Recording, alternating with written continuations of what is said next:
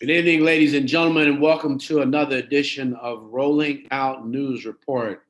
I'm your host, Munson Steed. We're in a great proposition in terms of this is an opportunity. There's an entire uprising in our community. For those who don't know, there are those who are participating in their own way. There's a new evolution and revolution that is taking place. There are leaders who are wondering, are there activists? There are artists who are wondering, are there activists? For everyone who participates and stands up for our community, for our collective good, for those things that will move our generations of children. So, no longer safe are those things that we tolerated. This is not that moment. This is a movement. And you will hate yourself if you don't move now. You will hate yourself when your children ask you, what and where were you?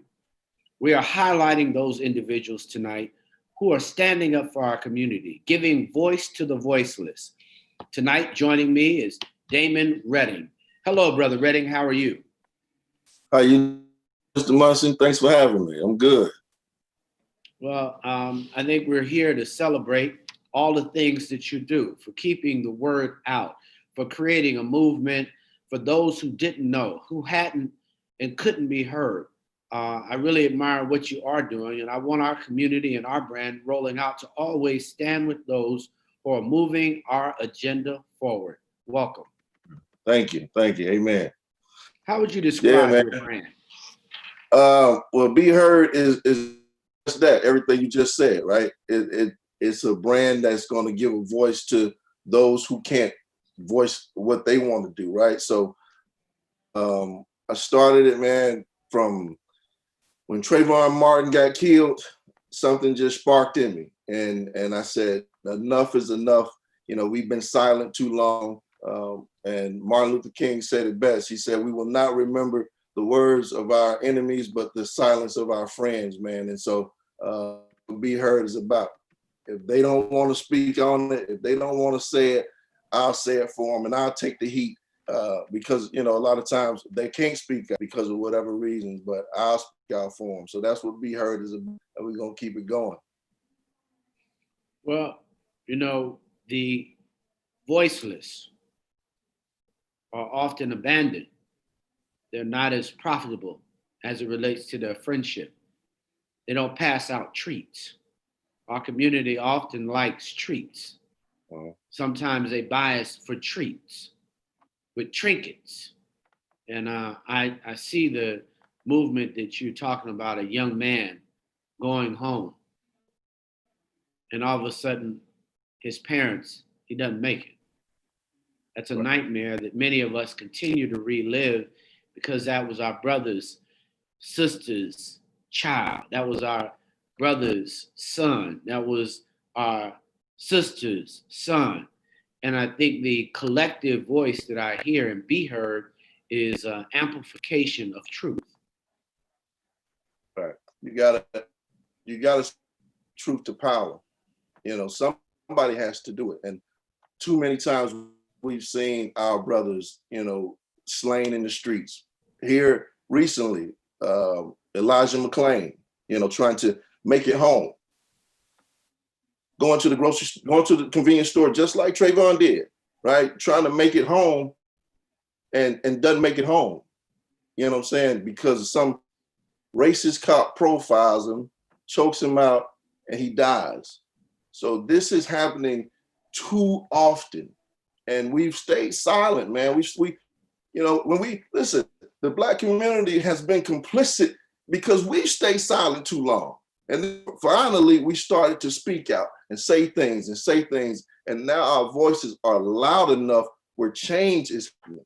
And we're gonna just like they put the knee on George Floyd's neck, we're gonna keep our knee on America's neck until we are heard into the collective. Not just myself, not just you, but the collective is heard.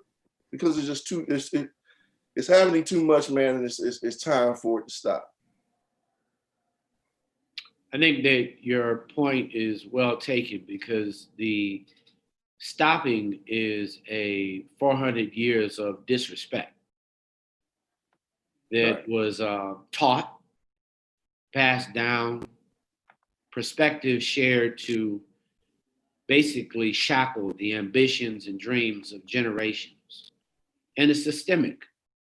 I mean, it's not something that just might happen. It's worse than a pandemic. We've had a continued pandemic on our rights. And, you know, what's funny to me, and we'll talk about this after they play your video, is how they just don't want us to look back. They just don't want us to reevaluate how Jimmy Kimmel wore blackface and corporations ran ads that day. Where's the money, Munson? You know, no, I'm just saying the money has to be part of the movement. It's funny. My young people were asking and they were talking about, well, he wants to apologize. I said, well, you know what? I'm an easy guy.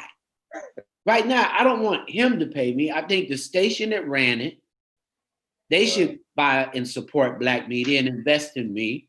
Like Disney invested $500 million that they wrote off for Vice. They wrote it off for Vice. That means it's gone, but no $500 million for Black media. I didn't say my media. I just said Black media. You know, that was one institution that gave $500 million. So when I share that, my point to the Jimmy Kimmel is, if you want to apologize, cash prove it. Cash App, Fisk, Cash App, CSU, Cash App, Florida A&M, Cash App, Dillard, and make me believe and part with what you have profited. Because that you were saving just for your children. Right, because part of saying I'm sorry and part of being sorry is a payment. If you say if you're truly sorry for what you did to me, then give me a gift. Gift me with something. I don't need your apology. I don't need you to take Ancient Mama off the pancake box. I don't need any of that. I need a gift in a financial return for your guilt. No, I don't want you to have guilt and I want your gift. I want you to remove and atone financially from what you profited from. You profited from those laughs. You established yourself as an actor for those stereotypical behaviors that offend our community, make the dignity that is attempted to be taken daily by racism and oppression. That's what it is. It's not a gift. Well, I don't need no gift. I just want you to atone, because I don't want them to, I didn't even ask for it for me. I asked it for future generations so my children could go to college at some point without having their parents to part and have to mortgage their homes. That's where I'm at with it. I think that's a great concept to share so that there's an expectation of excellence inside our community. I say gift, I mean, yeah, there needs to be some payment, right? You put your money where your mouth is. If now you're that sorry, then okay, don't just apologize to us, because just like you said, he profited off those laughs. The company behind him profited off those laughs, and whether Oprah or Karl Malone wanted to speak out at that time or not, that was a slap in Black people's face.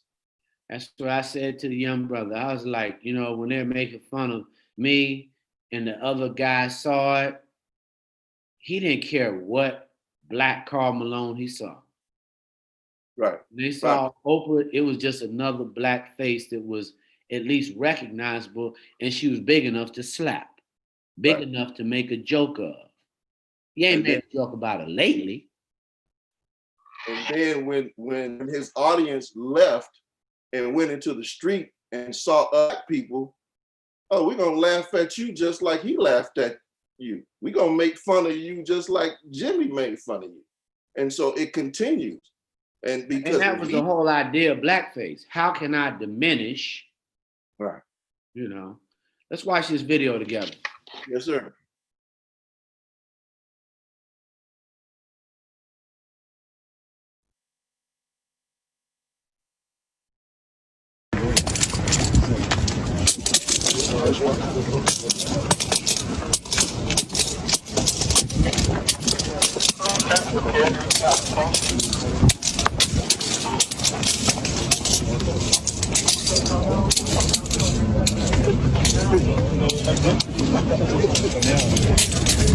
Video is so disturbing on many levels because these officers are resigning simply for the fact that they can no longer use excessive force or chokeholds on black people.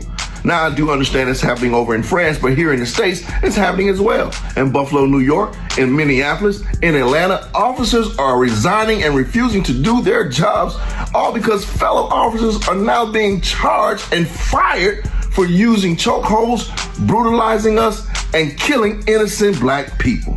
Imagine that. You're mad because you can no longer beat us up and get away with it. Wow. Boom. Boom. Truth comes in the room. Boom. Amen. Truth Amen. comes in the room.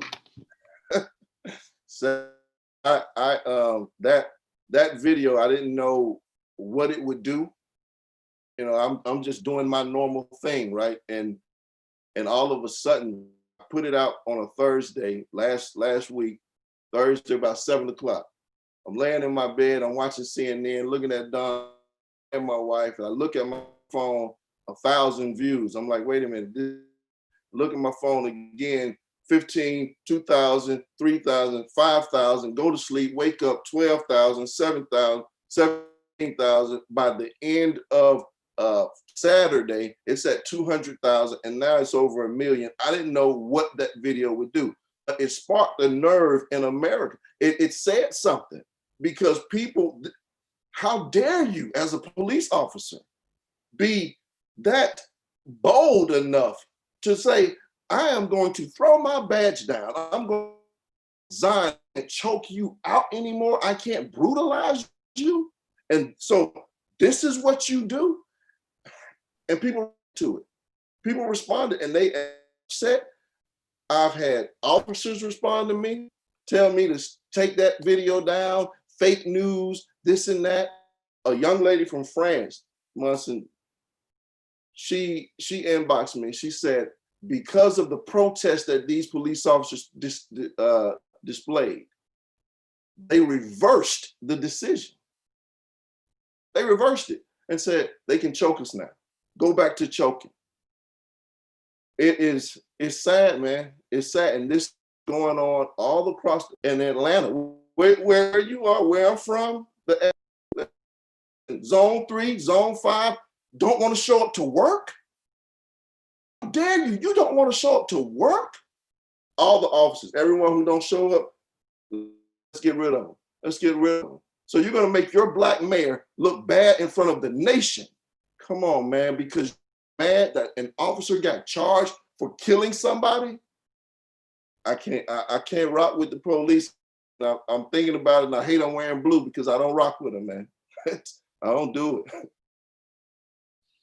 I think the level of uprising that you created, not only did it hit a nerve, it just told the truth.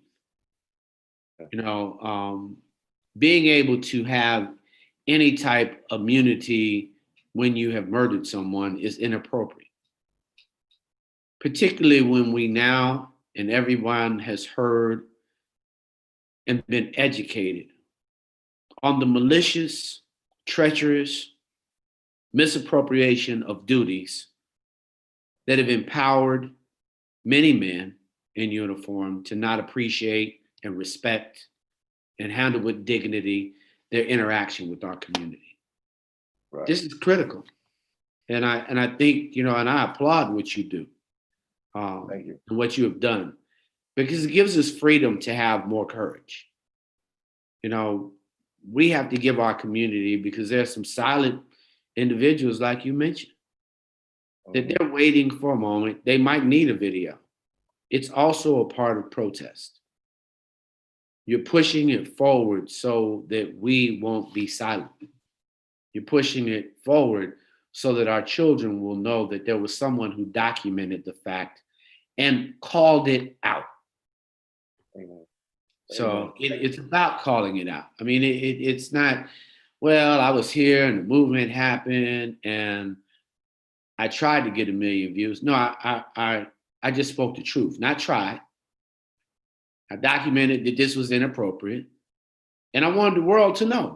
And so the truth spoke to everybody. Right. Now, it doesn't mean you have to like it, but it does mean that the respect that a Black man gave to himself to empower other Black men who couldn't say it. That's why I admire them, what you're doing, because our community for far too long has tolerated, ignored, accepted economic brutality. Right. You know, I'm all for criminal justice, but the economic brutality is even more paramount. Mm-hmm. We don't have many Black publicly traded companies. Right. How could that be? I mean, you know, I think that's once we deal with the police reform, once that is, you know, in place, then I saw Roland Martin on MSNBC, big shirt, that said, "Where's our money?" Because that's the next step. That's that thing. If Joe Biden is going to come into office, the first thing you best do is give us our payment. I read something, and I don't know how many know about it, but when the Japanese bombed Pearl Harbor, right? When they bombed Pearl Harbor, the thing that President Roosevelt did was start collecting from the U.S., 117,000 of them, put them in relocation camps, okay? Relocation camps, he put them in there for 3 to 4 years, from 42 to 46. They were able to leave the camp, go get college education. They were able to go get their jobs. They just had to be in these camps, right? Fast forward 30 years. President Ford said, okay, we're gonna annul what President Roosevelt did. In 88, Congress did this.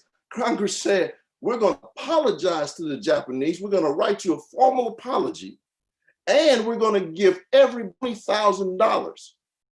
All Japanese, 12,000 of them in 1990 receive an apology and $20,000 for reparations for what they did to the Japanese people for 3 to 4 years.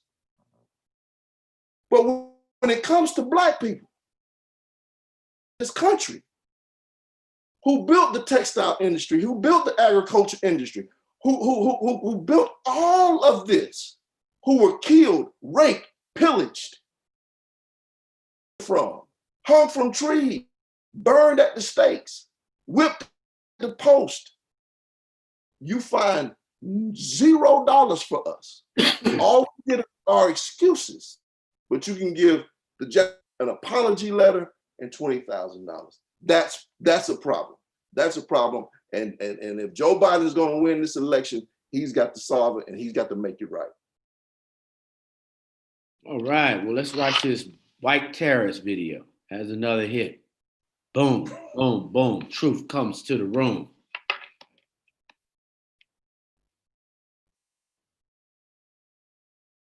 Your name one more time? Brandon McCormick. Well, first I got beat up when I yelled "All Lives Matter." Then I pulled out weapons. Then I got beat up some more. You call yourself an American? Yes, I'm American. All lives matter. Don't you dare!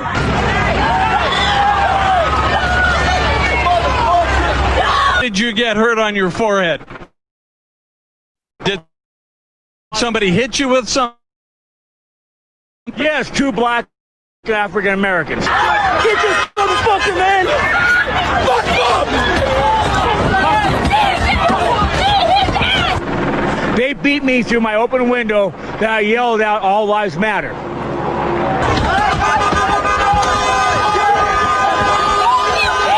Shooting a fucking... You were in the car at the time? Yes, and then they torched it after the cops took me. Once again, black men are the targets of defamation. White people know. You want people to believe your story? Yeah, want people to believe it, say a black man did it, man. We are the targets, we're the scapegoats. You know, Amy Cooper proved that, you know. I'm gonna say a black man is threatening me. These things should become now illegal, and they should become a crime, because we too often police do to black people, especially black men, when they show up. Now, Amy Cooper was not anti-black, was she? she was as anti-black as one could be. Now she gonna tell you she's not, but yeah. Went into character real quick. Oh, she broke that character. Weapon that she had. She knew that weapon. She drew that weapon. That weapon is that weapon. Please don't come close to me. Yeah. Sir, I'm asking you to stop recording me. Please don't come close to me. Please take your phone off. Please don't come close to Can I me. take you pictures and calling the cops? Please call the cops. Please call the cops. I'm going to tell them there's an African-American man threatening my life. Please tell them whatever you like. There is an African-American man. I am in Central Park. He is recording me and threatening myself and my dog. He's being threatened by a man in the ramble. Please send the cops immediately. Thank you. See, it's not shocking to me that she would call the police on a black man for not doing anything. Man, it's been happening since the days of Emmett Till and beyond, where white women make accusations against black men that are not true. But today, it should be treated as an act of violence. Why? Because you see what's happening with black men and police officers. She knew that once she called the police officer, he was either going to injure him, arrest him, or even possibly kill him. See, add that to the things that black men have to go through. Now we have to watch out for the terrorist with a cell phone, the white woman.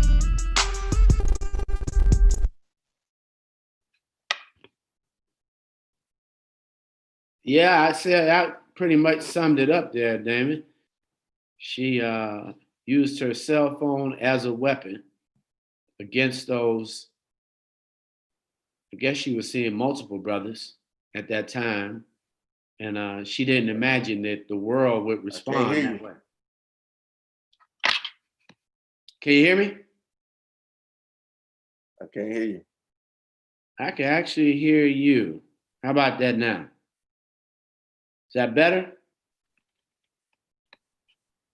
TJC, say you hear me? I can't hear you.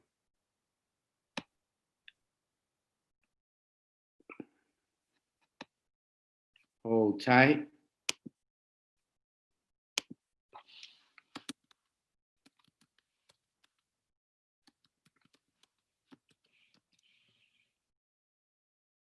How about that? Oh man, I can't hear. I'll come back. I'll be right back. I'm gonna come right back. Copy. Can you hear me, Damon?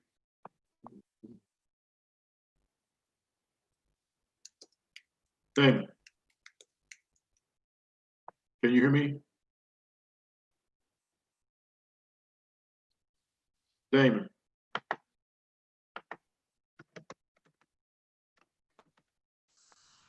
I'm back.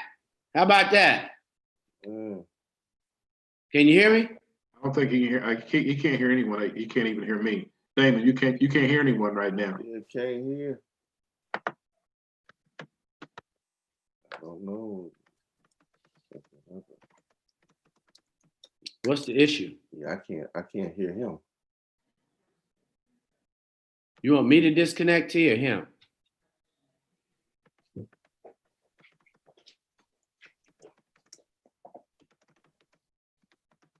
No, that's not.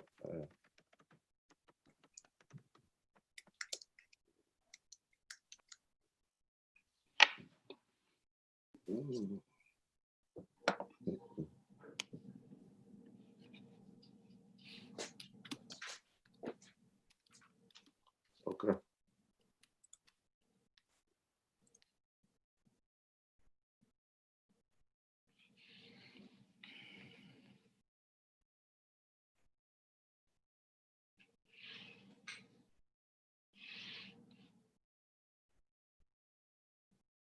All right, so we know that it was Amy who created the weapon, one that's been used for centuries and definitely used against people of color.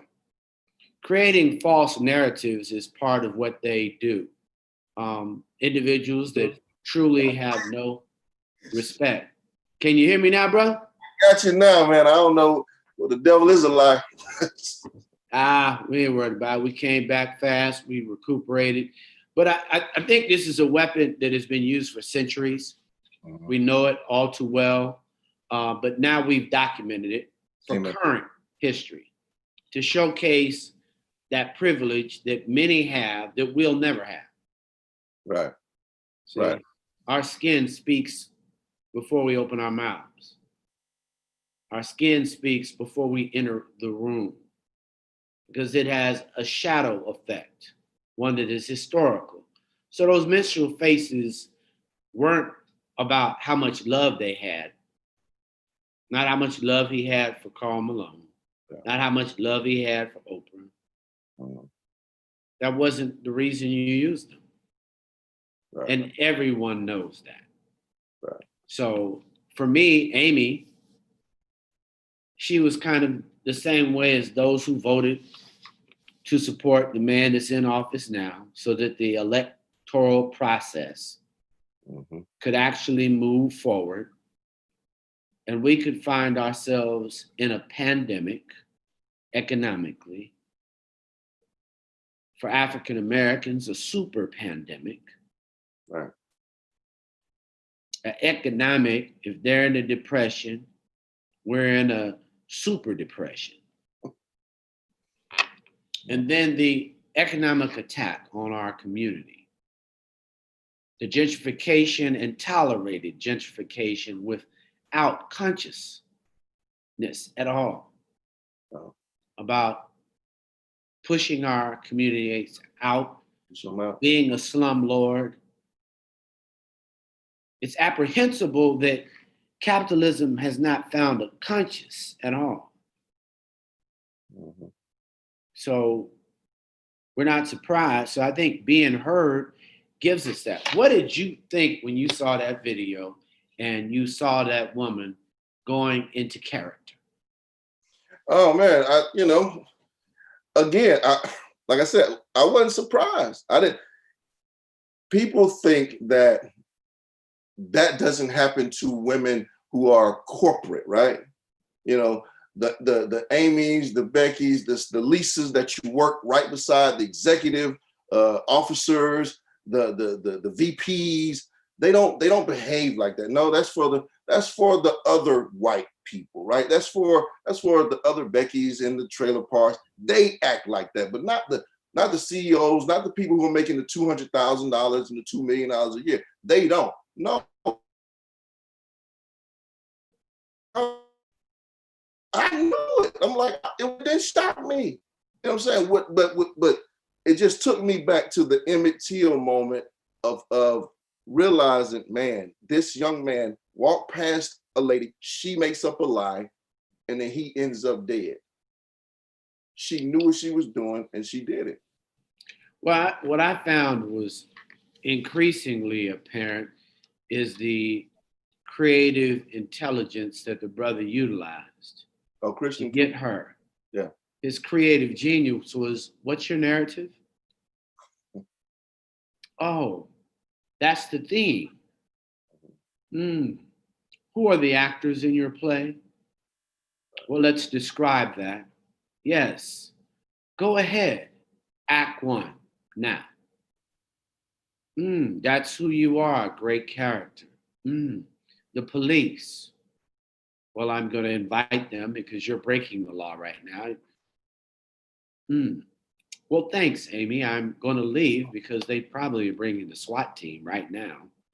Right. Just me on a cell phone recording, but obviously, since it was this imaginary brother that you have seen and you have been projected on all the crime shows that have depicted us as, What do you want people to glean from Be Heard? Just what you said earlier, man.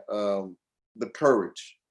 Gain some gain some courage, and I know that's a groundswell that's happening, you know, because I get the inboxes, I get the phone calls, I get the text, and I see the behavior of some of those that follow me begin to change. I see the shift. Like, it took me listening to Angela Rye. It took me listening to an Amanda Seals. It took me listening to a Van Jones or Charlemagne the God, a Michael Eric Dyson. It took me listening to a Roland Martin to gain courage to say, man, you know what? If they got guts enough to say what they're saying, then I can't stay silent and I can say what I got to say. So then that trickles down, because maybe somebody was on the edge and say, well, you know, it's like playing double dutch. Well, I want to jump in, but I'm scared. And now, because of Be Heard, and they've heard me enough, they say, you know what? Time out, man. I'm finna say something. So that's what I want them to glean from all of this. So how do you select your videos? Because I'm sure people are trying to figure out what's your secret sauce, you know? It's not a secret at all, man. I just what hits my heart. And if I see it and it hits my heart and I know exactly what I want to say towards it, then it's a go for me. Because you can imagine, I get videos sent to me all over the country. People are sending stuff. My inbox is full, and I'm like, yeah, I could speak on that, but I don't feel that. I don't feel it. But the one that I do feel, then that's the one I speak on. Before this show was called Be Heard, it was the inspiration. And that inspiration wasn't a gospel thing, although, you know, I grew up, you know, in the church and am a youth pastor, has been one. It wasn't that. It was the inspiration that I gleaned from what I'm seeing. And if I get inspiration from it, then I can deliver that inspiration to you. So what you feel as an audience member, that passion, that's the same passion I feel every time I see a video and I do it. So that's what I want to come across. I don't want it to be fake. I don't want it to be phony. It's got to be authentic, because then I can sit on shows like yours. No, you inspire me. Ain't nobody inboxing me. I mean, I'm literally here, just a vessel of the community, bro. I am. We've probably been on Facebook as a brand probably 8-10 years. I've never been on Facebook Live till this movement happened. Right. And I'm like, well, you know, because I really talk a lot. I spend a lot of time just building our health IQ, because I'm into health and want my community. And then I said, well, we got to do a little nightly news, because I have a perspective and I want to invite others in my community who have a perspective to share, because it's important that the courage that you're giving people be heard. Get that? Yeah, like that, right? I like the fact that you're giving people that message, you know, because it could miss them if you didn't do it. Many of our brothers and sisters need to have someone who can interpret the truth. Like I said, boom, boom, the truth, Be Heard, comes in the room. And all of a sudden it comes in the room through a video, and you're like, oh yeah, here's my boss. Here's exactly what you're doing. Here's your microaggression. Just so you want to know, I want to show you your microaggression. It's on Be Heard right now. So I want you to get this. Be heard, because, you know, this is what my boss is doing right now to me. Right. Exactly. And it is. It's just like, you know, a rap lyric. It's a book that you read, you know, a passage, and you said, oh man, that's exactly what's happening. And these 1 minute clips, these 1 minute videos interprets what's going on that you might not be able to put words to. I just put the words to it for you. And look, Munson, you might just be on Facebook Live, but you got to be celebrated, man. I've known about, like I said, I'm an ATLian. I live in Houston. Yeah, I'm from the A, man. I grew up in Decatur, Columbia High School, CHS. I know they watching. Listen, you are to be revered for what you've done. There was 4 publications that I would get on a regular, and yours was one of them. Atlanta Business Chronicle, Creative Loafing, and Upscale Magazine. So look, you got to be saluted. You know what I mean? Thank you, man. I appreciate it. I mean, you know, that's real important for me. Somebody wanted to know, do you have a full-time job, or do they treat you any different since you've been doing Be Heard? That was a question they had. I do. I'm a truck driver by trade, and they don't treat me any different. I don't know if they know what I'm doing, but if they found out, hey man, it is what it is. I had a situation where I had to speak to the powers that be even at my job, and we were all on a conference call. He said the general manager said some things to me directly that I didn't appreciate. I said, let me call you after this call.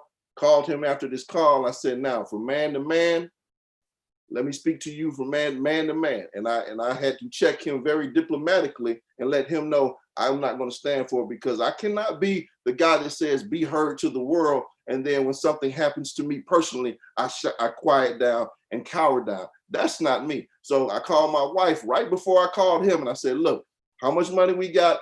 Do I have time? Because it might get ugly. Luckily it didn't, and I had to speak to him very directly. He got off the phone and said, man, I appreciate you because you speak your mind. So if you're going through that on your job, there's a way to do it that you don't have to be, all ratchet and ugly with it. You can be very diplomatic. Grab the emails, write it down if you have to, get something written. So be like, hey, pull your boss to the side, take him in the office. One thing white people don't like, they don't like when you confront them. When you say, Mr. Johnson, I need to talk to you. And you grab him with a firm handshake and put the other hand on his elbow, he knows something is up and he gonna listen. Yeah, it's all about approach. It's all about approach. And we definitely have to be strategic in our approach. Good point. I think that's the idea that people need to hear, be heard. But I think the vision of, because for us at Rolling Out, the truth coming into the room, and, for me, I'm not so much, I'm just learning all about social media. And my team of young people really have a good time with it. And I guess we'll grow followers at some point. But I'm really proud of my community, people that post with a purpose. I'm not so much into, I like a few jokes, but I just think we need more posts that, grow our community. What's next for Be Heard? Oh man, my sister's watching right now, so what she would say is next for me is a syndicated show. That's what she would say is next. Cool. That sounds good. And more interviews. I would love a syndicated show. But more interviews when the world opens back up. Some conferences I can sit in on. We're going to put this thing into a nonprofit organization. So while we do have that white guilt, one thing that white people understand is fundraising and giving. And so let me create a way they can give into this organization. And then we're gonna hopefully I can organize it before November so we can push people to the poll. So the slogan can be, let your voice be heard, right? So, and then Be heard. Right, and then push people be heard. Yeah. Be heard. So that's what's next. I'm just gonna keep doing me. Keep putting the videos out. Like you say, it's the content. People got to see it. The followers are gonna come. When I start doing this, then nobody want to hear what I had to say. But now it's an honor that they tune in to hear what I got to say. I think the difference for those who don't remain consistent, it's like the drop of water that, continues to drop, and then finally brings the whole dam down. Right. from one small break in, and it's there. That's what the truth is right now at this moment. When I saw it, I was like, yeah, that's a good brother right there. The message is getting through. Being a messenger and being a vessel in our community, I want to say salute to you, because it's not it's kind of thankless. You know what I mean? I'm not certain that even social media is respectful. I'm not certain. Just to pause. I'm not certain. Right. I think they're messengers like yourself who are distinguishable. People don't have to keep searching. They can kind of go and be heard, which I liked. So what do you plan to do to continue to educate people, to elevate our consciousness? How do you see that working? Because it seemed like it was a surprise for so many that there was a movement going on that they didn't get the memo for. Oh, right. And look, number one, I can't educate anybody unless I'm educated, right? So I have 3 books right now that I'm diving into, and so the more I read, the more I listen to others who are much more intelligent on subject matters than I am, then yeah, I can take that material, I can take what I've learned, and now I can educate.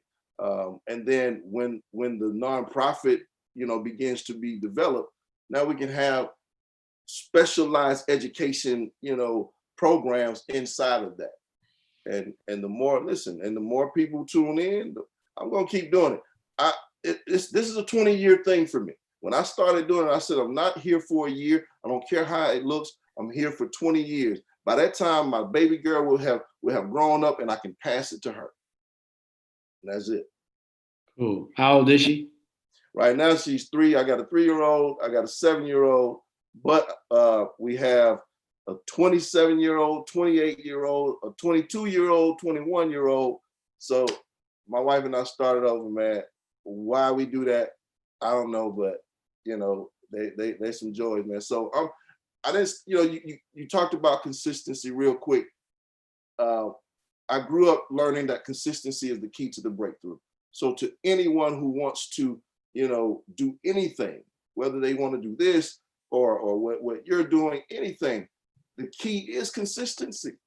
You're not going to be successful if you say you're going to give yourself 2 years to do it. No, you got to just do it. Just do it. That little drop, eventually it's going to fill up that pail, and then eventually it's going to overflow that pail. So yeah, that's the key. So you got to get your baby Little Professor Sky. Oh, okay. That's the books I write. I write children's books. Yeah. We will definitely do that. We will definitely jump on that. Yeah, and it's all about her and her dad.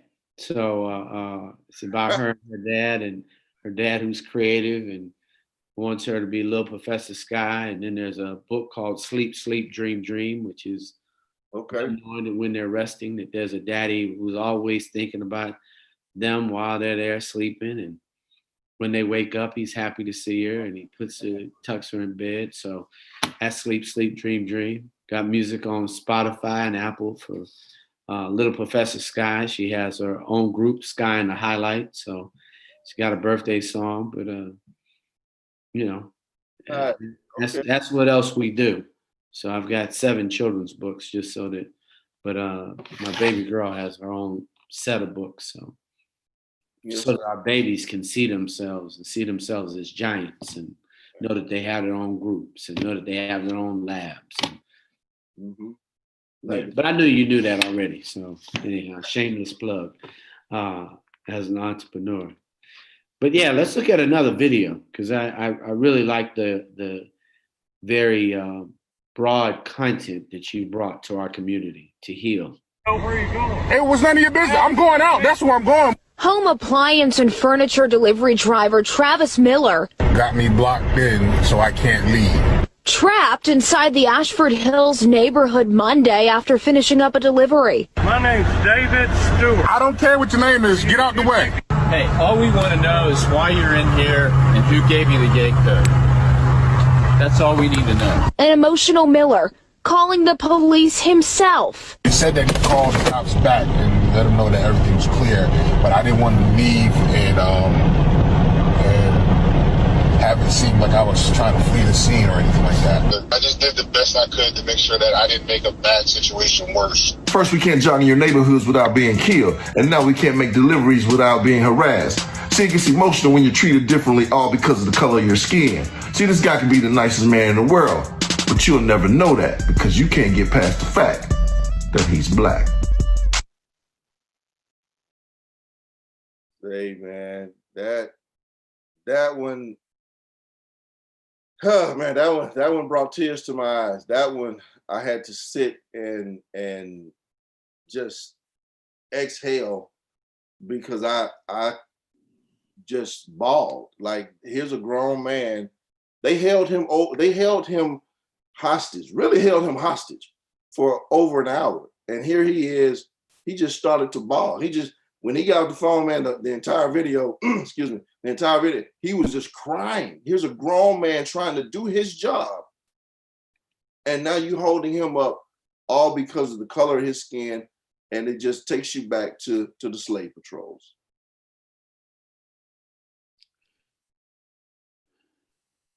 Yeah, it was the absence of integrity.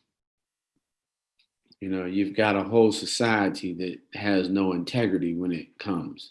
But as long as, you know, you've been impacted, you know, as soon as it happens, you're impacted, bam.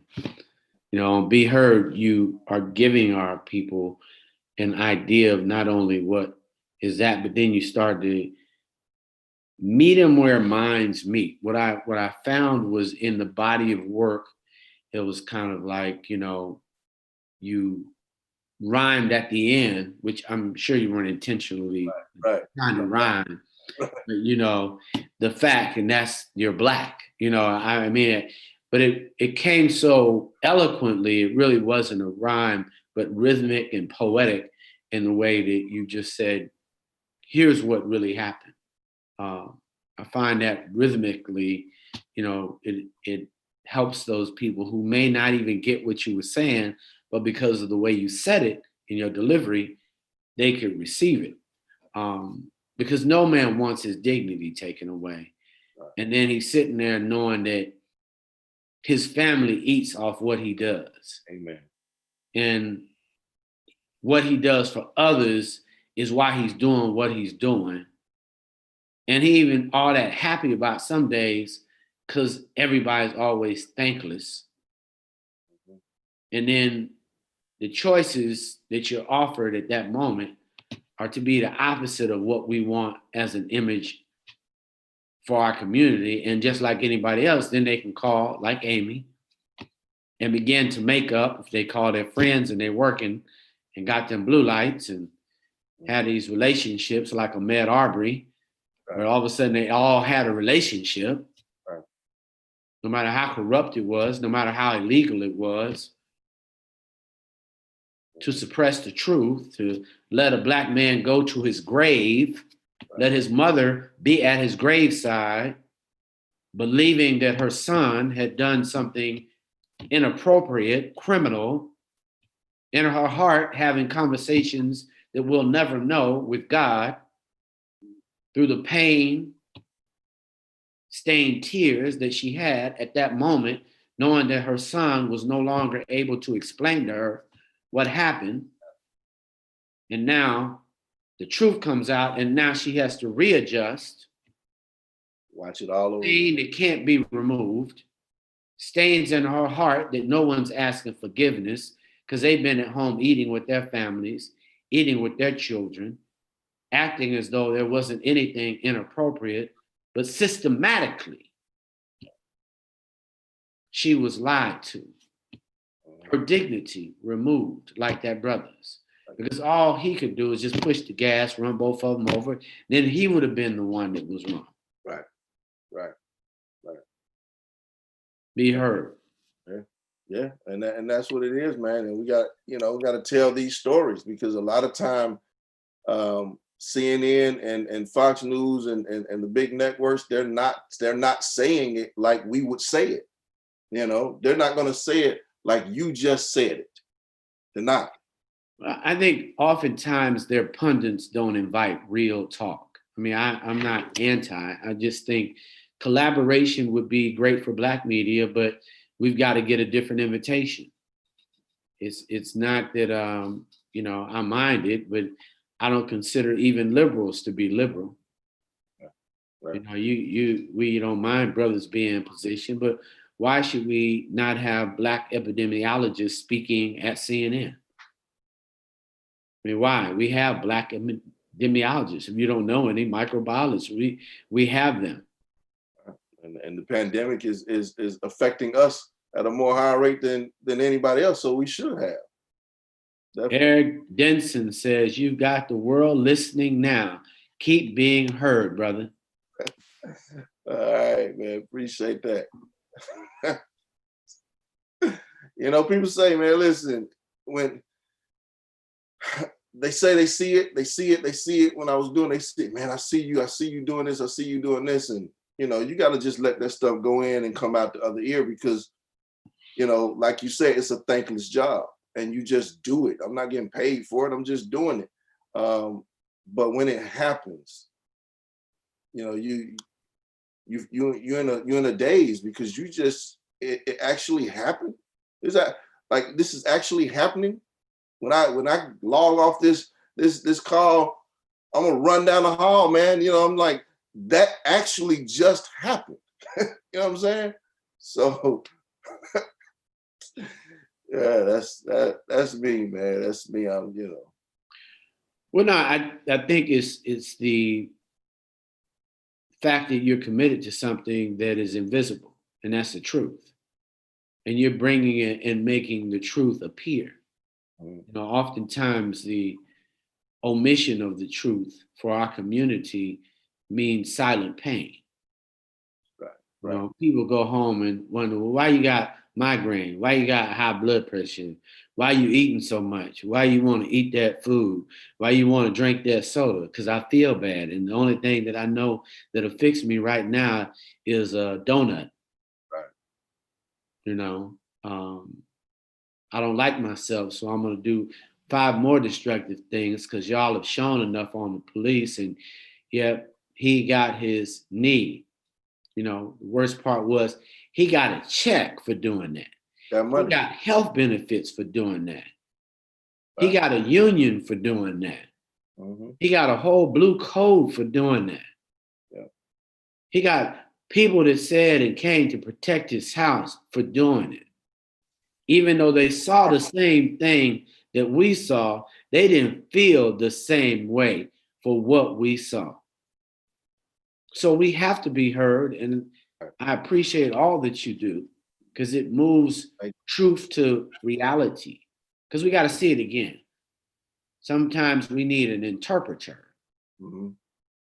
And for Be Heard, you're a phenomenal interpreter of what people are experiencing, because it's your truth and you're stitching it in a way that culturally is relevant and impactful. Amen. Thank you. That's Atlanta, man. That, simply and plain, that's our swag. That is in us. We move culture, right? And we're moving in the entertainment industry, in the hip hop industry, and now in media, and all of that combined is in me, and so that's when the rhythmic tones come. Well, that's part of that outcast. That's part of the Goody Mob, right? That's what that Dungeon is. Family, huh? That's the Dungeon Family, man. And, we can't escape it, and I can't escape it. And I'm like, I'm not finna be the suit and tie guy. No, I'm not finna be him. I'm going to be Damon from 2767 Eastwood Drive, Decatur, Georgia, Columbia High School grad. That's me. Straight from the deck. Well, you know what I'm saying? Decatur West grader, that's me. So, you know, but I'm eloquent enough where I can transition and I don't have to be street. I can be street and still speak sense. I've heard people say that. I don't know that it's even street. I think there are many Black languages. Okay. I think there are many Black languages.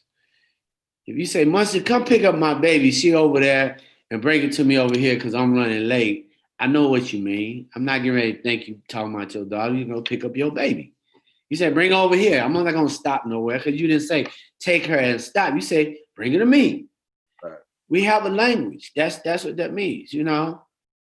Oh, let's just go kick it. Well, don't be serious, dude. Like, we ain't got no real place to be. We might just sit right here on the porch, and that's what it is. And we walk down to the park and just watch everybody play ball. We just kicking it. It ain't no real thing. It's a language. Right. It's a language. It's a language you may not understand. And I think there's a language that you're creating with be heard. It's not to be confused with Roland Martin's language, even though you speak his. It's a language of hope and pain that everybody's suffering. So people speak your language. You just are the interpreter of all of our language at that moment in time. So, you know, it's important. It's great to meet, language creators and interpreters of language and culture. Because oftentimes it's stolen, man. It's just people steal it. And the guy is speaking our voice and telling us who we are. I'm like, really? Right. You know me? Oh, you know me? I know I don't know you. I know I don't know you. You know, and I think that's the thing that I find in these videos that are so moving, that you've created a be heard language.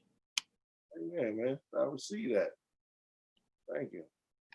Well, for all our guests who are out there, give them a reason to stay in the movement right now.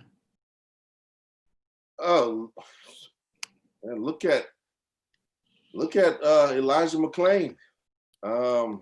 Look at what just happened in Valdosta, where a mistaken identity and the cop just walked up to the Black man and picked him up, slammed him on the ground, broke his ribs. Look at what happened in Chattanooga, Tennessee, where almost like Rodney King, 4 white police officers beating this Reginald Arrington, right? Beating him with batons while he's handcuffed. You know, then says that he tried to reach for their guns, which was proven to be a lie. So reason to stay involved or to get involved, come on, man, those are just 3. I can name many more, you know? So it's all on the nightly news. It's all on the internet. And these police are not letting up, even though the man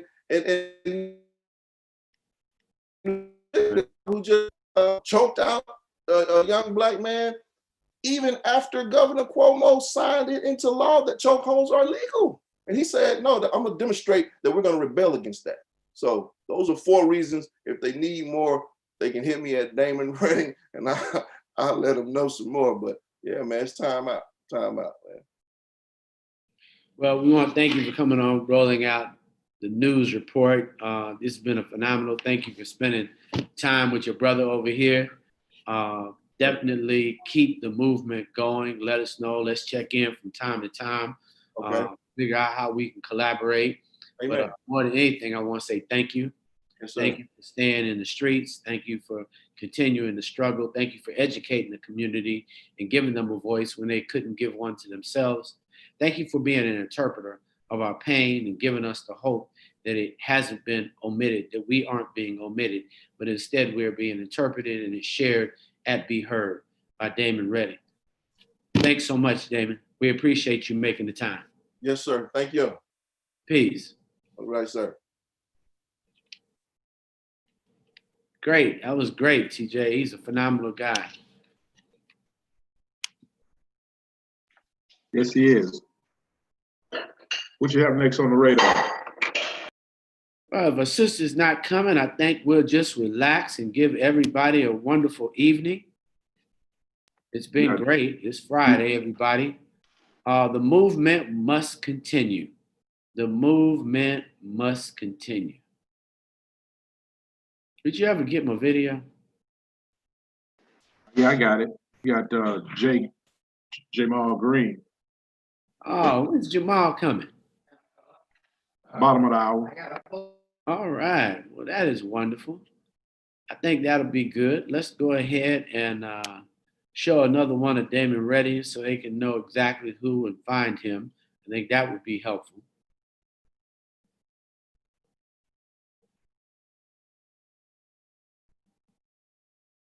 For all of those who are wondering what to do, make a good video. Systematic oppression of Black people. We, the National Football League, admit we were wrong for not listening to NFL players earlier and encourage all to speak out and peacefully protest. We, the National Football League, believe Black lives matter. We are listening. I am listening. Since you're listening, Roger, then listen to this. In your organization, there's 32 teams, 32 owners, 32 GMs, and 32 head coaches. Now, you say you're against systematic racism and oppression. Well, all your owners are white. Your GMs, 30 are white and 2 are black. Your head coaches, 29 white, 3 black. Sounds like systematic racism and oppression to me. Then you say, hey, I'm sorry for not listening to my players and I encourage them to speak out in a peaceful protest. Well, there's one player that tried to do that and you blackballed him from the league and he's yet to receive an apology.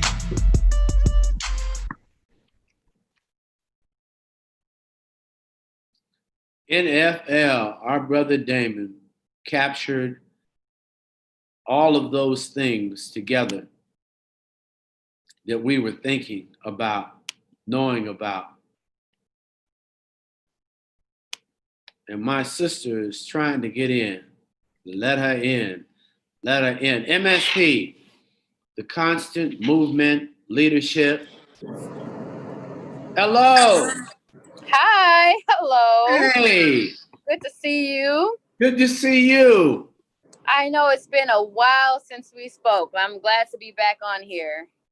Thank you so much for taking the time. I didn't want to miss much time because the struggle continues and I wanted us to we are so proud of you. Thank you. So bring us up to speed. The movement continues. Yeah. Absolutely. So there is, a ton of change that's happening when it comes to either the city council, boots on the ground here, what's happening with communities, businesses, making sure that our neighborhoods are protected, making sure our not only our neighborhoods, but our Black businesses are being protected. And as you probably have seen, with Minneapolis, NAACP, with our President Leslie Redmond has been very vocal, right, and unapologetic about the racism that has taken place here that far too long. And we have done phenomenal work when it comes to actually doing the things that really aren't really promoted, on the news, the things that aren't really televised, but that's building the actual relationship with the power players and the decision makers. And, as you saw with Chief Arredondo firing the 4 police officers, and then Attorney General Keith Ellison charging all 4 of those officers, we are leaning and ensuring that justice is doing the work that it's supposed to be doing, right? And even in the stay-at-home order that we had experienced, or the peacetime, the curfew that we have experienced, that there were so many different groups, you anarchist groups, white supremacy groups, just rebels, all in the name of uprising. But what we saw that it was infiltration, right, of groups that were trying to utilize the pain of Black communities, the pain of racism, and really sabotaging areas and places that was a life source to the community, right? We saw a huge targeting to our grocery stores and to our businesses, our gas stations, And the Minneapolis NAACP, with the quickness, had to make a decision. And like the best decision that we decided to make was preservation and protection. So we had wrapped around and made the call of action of making sure that we have people there bringing their arms of protection and making sure that they're showing a huge visible presence, right? That we will not allow you to destroy us. We will not allow you to destroy, our wealth. We will not allow you to destroy our families and terrorize our neighborhoods. And we're going to be out here and we're going to be visible. So now we find ourselves where the governor had issued a special session in the Minnesota House and the Senate. And in that special session, there were a series of 22 police reform legislations that were brought up from what was called our Posse Caucus, our People of Color and Indigenous Caucus. None of those, proposals, none of them were able to even get a hearing when it came to the Senate, which is, majority Republican ran. And we saw on Juneteenth, on the day of Juneteenth, is when they voted. The only vote they made was to actually adjourn special session without anything done. And the community, we had a public outcry, had conversations with the governor about moving forward, and there will be another special session that's going to come along. But we've been doing all that we can to, like I said, boots on the ground, having presence during the marches, being with the families and the families who have experienced police brutality. They are becoming way more organized with knowing exactly how can we get police accountability? How can we move from the streets into like actual legislation change that like the law that they have to abide by, right? That influence on the post board, that influence when it comes to, even policy change that Chief Arredondo can make. And my last two updates, from the Minneapolis NAACP, Leslie Redmond, our president, made history a few days ago where she had actually read the oath to the new recruits, the new incoming officers of the Minneapolis Police Department. And that oath was very, very intentional of we are going to preserve life. We are going to practice anti-racism. That is going to be a core value. We are not going to allow the culture of white supremacy to overrun the trust or dismantle the trust that police has been building with community for a really long time. After that, a few days after, the Chief Arredondo invited us to a meet and greet with the Minneapolis Police Department new recruits, where we did an 2-hour long presentation with them, talking about these conversations around what does it truly mean to be anti-racist? What does it truly mean to acknowledge not only your anti-race or your racism, but to acknowledge anti-Blackness, right? The fear of Blackness and the ingrained perception of like Black inferiority, right? So we really got into the strong roots of a lot of things that I believe our police officers of 21st century have not had these conversations. They have not been approached, right? Because we have lived in very polarizing societies that have further ostracized police officers and further ostracized Black people. And no one is having conversations on like where we can be in the middle, right? And even like, as the Minneapolis NAACP, we have a strong, positive relationship with our nationals, our president, Derek Johnson, who has offered extreme support during this time. And it's the struggle is real. And, even in the midst of the struggle, we still are finding the wins. We're finding the transformation that's happening on the inside, and a transformation that's going to continue happening with the decision makers, right, during this time. So what KPIs have you guys put in place? What are the economic security that's being made so that gentrification won't continue in Rondo and those places? What has the mayor of both Minneapolis and St. Paul put in place to make sure that we're able to reestablish and grow the Black business community? What grants and what are the at least the top 20 corporations committing to economic progress in Minneapolis to our community?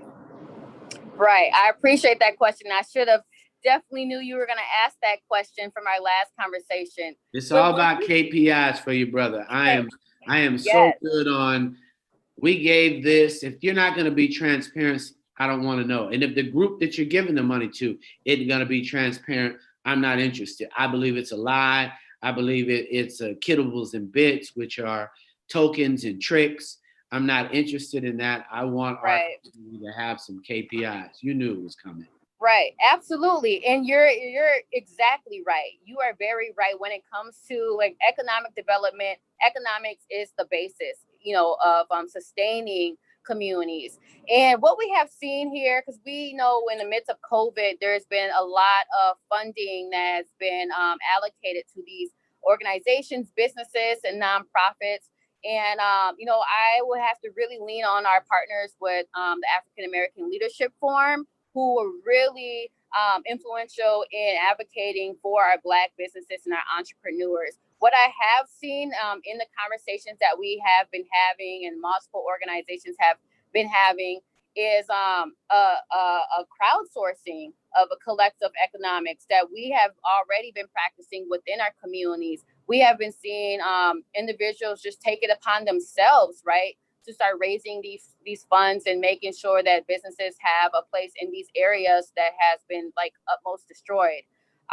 Minnesota Deed have released millions of dollars, and they have this lottery system that they have going on. I'm not in favor of it because I think for far too long we already know where where priority should be when it comes to where these dollars should be going. To African American communities, and then we have here in Minnesota, organizations that are speaking on behalf of ADOs, the American descendants of slaves, and bringing up the conversations with the governor around granting reparative funds, right? Granting not a work group, not a new committee, but there needs to be actual funds that's going into this funds to repair the years of damage that has been done and harm that's been done in our communities, and actually give us the legs to even get to talking about trust, right? Sometimes we override the conversations around, we override or overstep the real reparations or the restitution. And then we go straight into talking about how we can build trust, but yet, the African American community is left even in a worse off situation economically. So I can get to you for another call for those tangible numbers, but there has been, that fight on the governor to make sure that there's funds being allocated directly to cities. I know from the city of Minneapolis, we have the racial equity department where there's funds being granted to African Americans to, help them with their business recovery during this time. But there's still more work to be done. July 3rd, so I just want to push this. On July 3rd, we're going to have a reparations rally where multiple organizations, NAACP, BCN, so many other organizations that understand the knowledge and importance of reparations first, right? In very tangible ways. And this isn't a pie in the sky theory. Many people who've been, in the field of advocating for reparations understand that this is the legalities, right? This is a must, for us to move forward we have to repair this harm that's been done in the Black community. What are the top 10 companies that are there that are literally kind of coming forward? And I'm not sure if you know today, but I think on our next time, we probably want to at least, because make it MSP. You remember that? Yeah, yep. And I never met an African American executive over there. Not one executive was African American. I'm not sure that's on your radar, but I know that we need to at least bring them to the table, because the population comes and then it doesn't stay. So there's not really a welcome mat. At least that hasn't been my experience. There isn't a real welcome mat there. It's very difficult to get families to want to stay after they've had or experienced the racism that is very systematic. And then I'm concerned about are we going to increase and have a measurable number as it relates to home ownership, as it relates to graduation, and as it relates to the ownership development of community benefits? Are there going to be real community economic benefits? And will we see at least 5 to 10% increase in the executive ranks of those corporations, the top 50 in that city and state?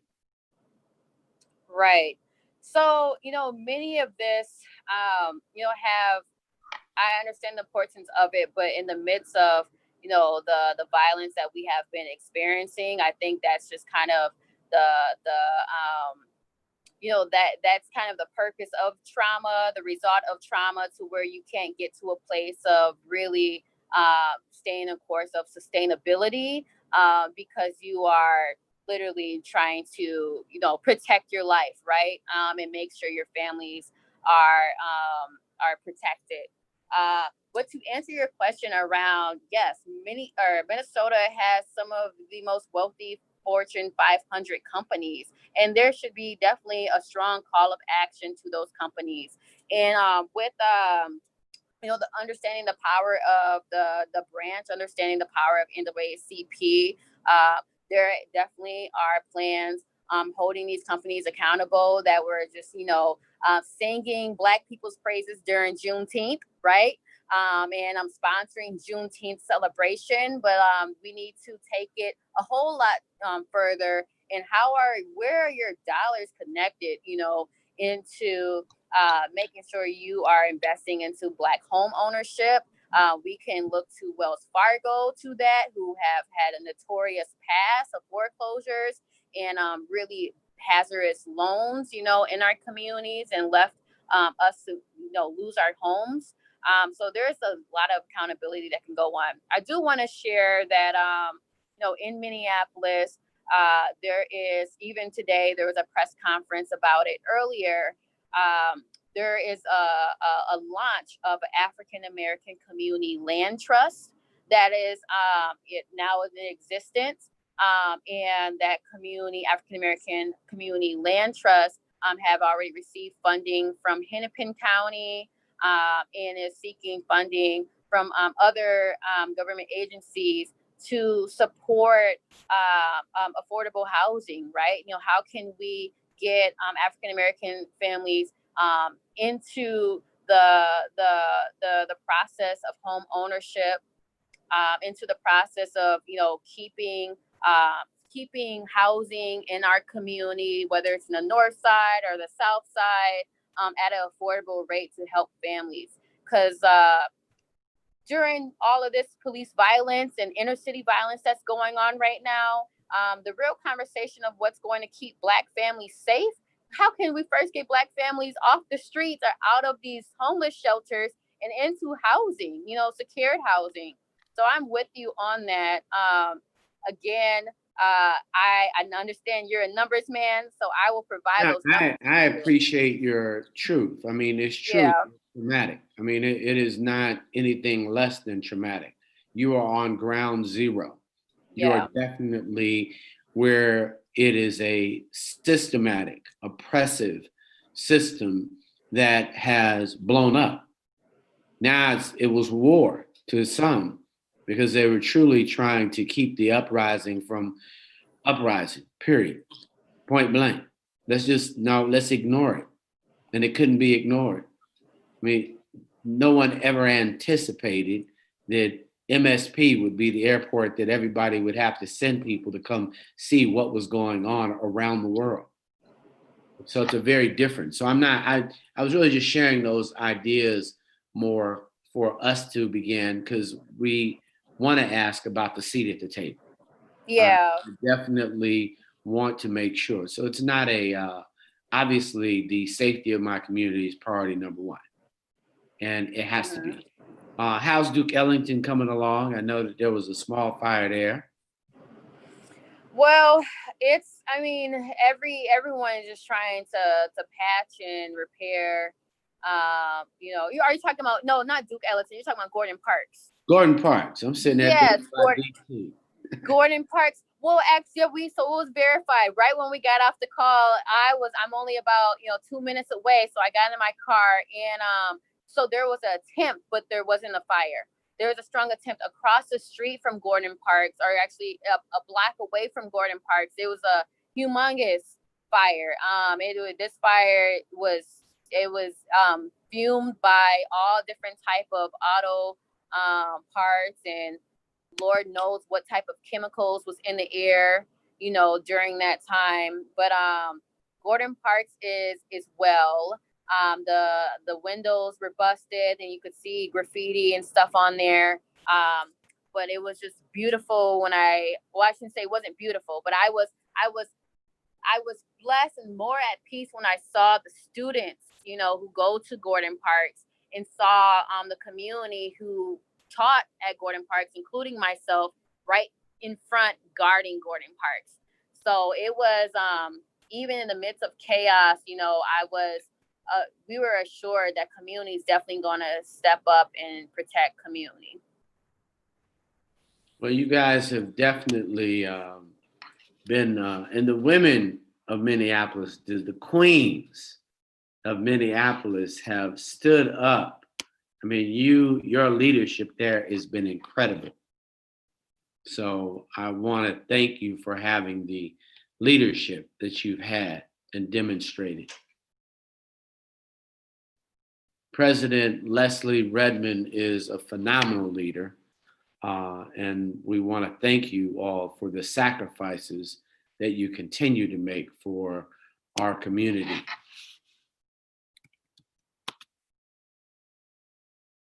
We have to welcome all of technology for all that it gives and all that it takes at the same time, but we really appreciate all that you are doing.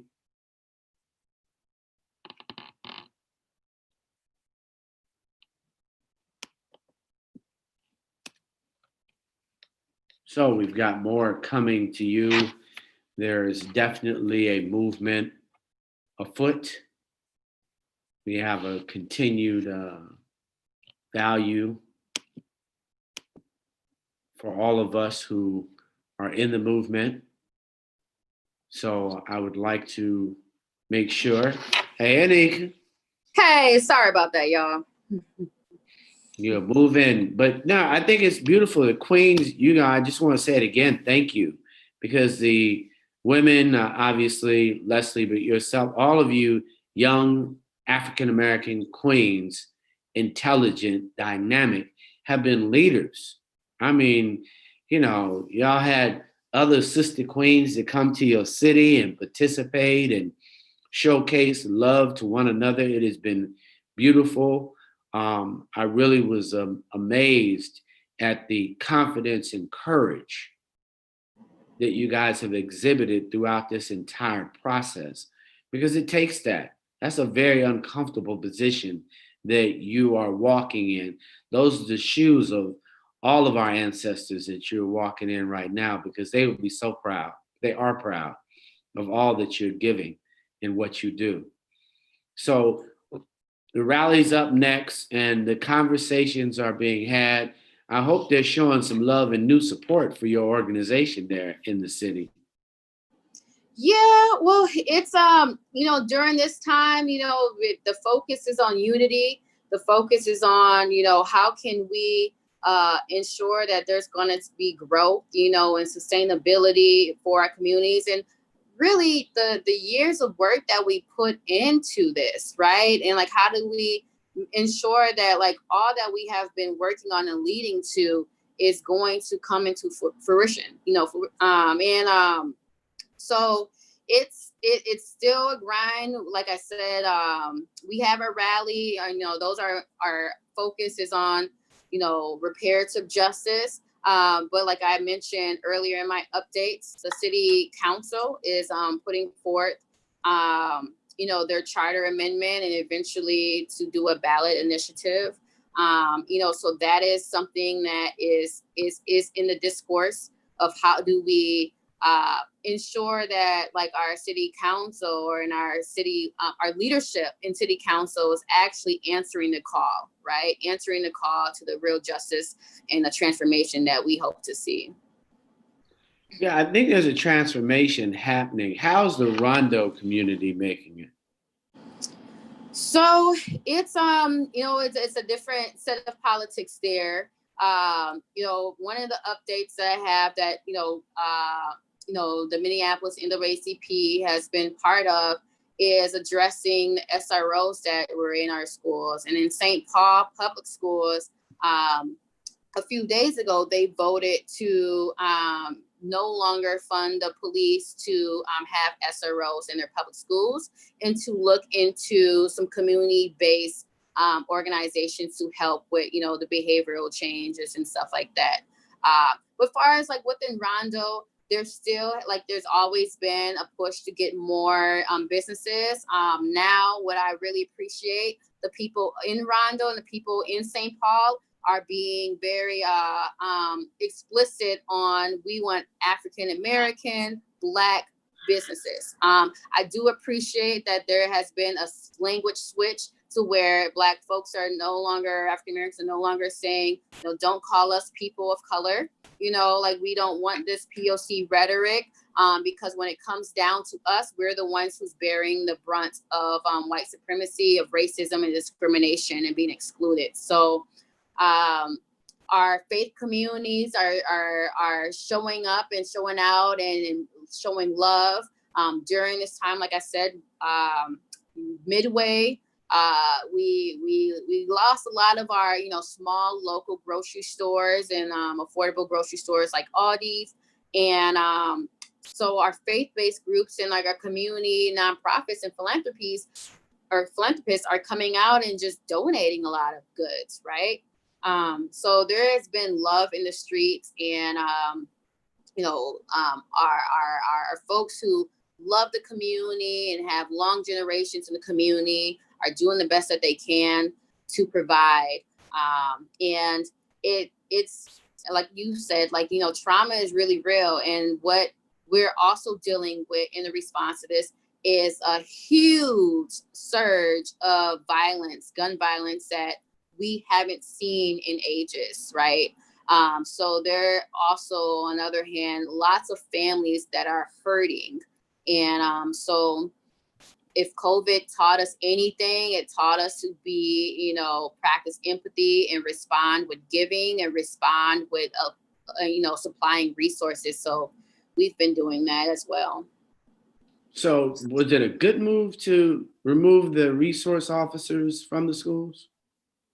So, everyone has opinions about it. My opinion on why I am in support of getting SROs out of our schools because I'm not in support of the reasons on why SROs were placed in our schools, right? SROs were placed in our schools in response to mass shootings, right? And all these different public schools were getting funding to create a safety plan. All different type of schools had jurisdiction on how they're going to address their safety plan to prevent, mass shootings. But when it came to these urban schools and, St. Paul Public Schools being one, Minneapolis Public Schools being another, but when it comes to urban schools, their safety plan usually involves police officers that are targeting Black boys and our Black students, to where how are we supposed to be designing a safety plan to make sure students are safe, but yet we see the target population is usually our Black boys and girls. So I'm not in support of SROs. Why? I think, yes, we all deserve to feel safe. We should have some sense of safety, but I'm about uprooting anything that's targeting us and investing into a holistic collective approach to where until we can say that Black students feel safe in their classrooms and they feel respected and they feel that they have access to opportunities, then I don't believe in a safety plan that doesn't include them. All right. So I'm going to text you later. I really want to stay connected and help. So anytime you want to do an op-ed or we want to think about who we should bring next, some of the young people, just so that we could hear how they have felt. I think that would be good. Maybe some of the young people that are joining, so that they can know that we love them here at Rolling Out and that they can share what they feel.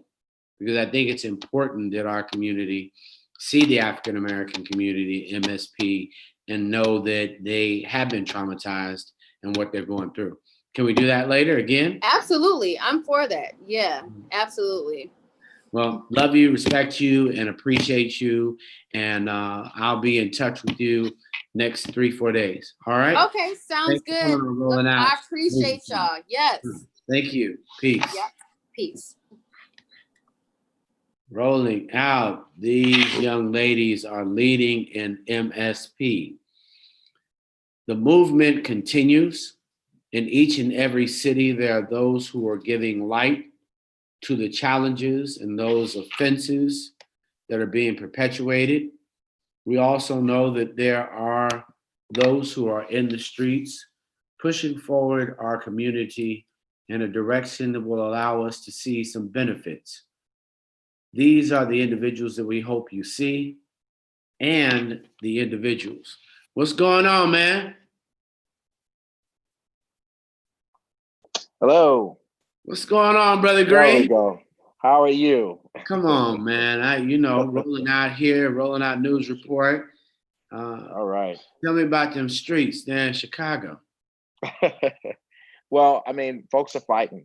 Folks are fighting hard. I got a chance to look at the end of your conversation that you just had. I think it's an important one.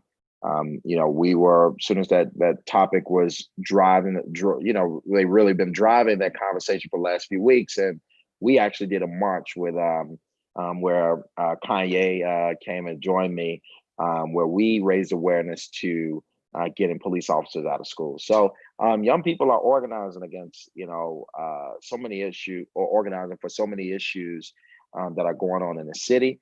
And they want some type of change, when they're talking about police being out of schools, they want to withdraw funds from the police department so that they can go towards things that matter. Folks are angry, but they're using they're channeling that anger to make sure that they are getting meaningful change for their communities going forward. And they're seeing some type of progress because this is just that time. So what are you seeing now? What corporations are getting it right? What corporations are getting it wrong? What are the real offenses there by corporations in Chicago? Well, there are many corporations that are getting it right. Let me say that. A lot of these corporations are just participating in the little social media rhetoric, the Blackout Tuesday, or just saying Black Lives Matter. But in regards to their policies, in regards to their spending, they're not actually aligned with the Black community. So there are not a lot of corporations that are doing things right. I don't want to give any shout outs of anybody that I even like. But let me just say, I know our banking institutions aren't doing things right and haven't been doing things right. And that's why I'm fighting against Chase Bank big time right now. When you say that the banks aren't getting it right, in particular, Chase isn't getting it right, what aren't they getting it right? So what's been going on for all of these years is that they've been redlining communities that are predominantly Black. And so like Chase Bank and home loans since 2012 only gave 1.9% of $7.5 billion that they've given to Chicago, only 1.9% of it went to South and West Side communities that are predominantly Black. So whereas, a predominantly white neighborhood like Lincoln Park got $1 billion since 2012, Inglewood only got 1 million. And so, banking institutions have to be held accountable. We have our deposits in those institutions.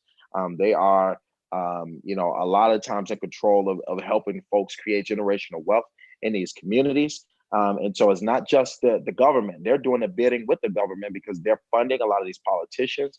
So we got to hold everybody accountable in this time to start doing what's right so that we can lower police interactions, lower violence in these communities.